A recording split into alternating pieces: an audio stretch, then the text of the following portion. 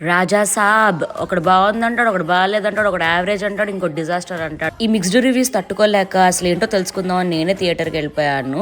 బాగుంది guys cinema. మరీ అంత నెగిటివ్ టాక్ ఎందుకు వచ్చిందో నాకు అర్థం కావట్లేదు. అంటే నేను నెగిటివ్ మైండ్ సెట్ తోనే వెళ్ళాను, సినిమా బొక్కలా ఉంటుంది అని ప్రిపేర్ అయ్యా. కానీ నాకు అట్లా ఏం అనిపించలేదు. కామెడీ ఉంది అంటే నేను బాగానే నవ్వాను, ఫుల్ ఆన్ నవ్వాను చెప్పాలంటే.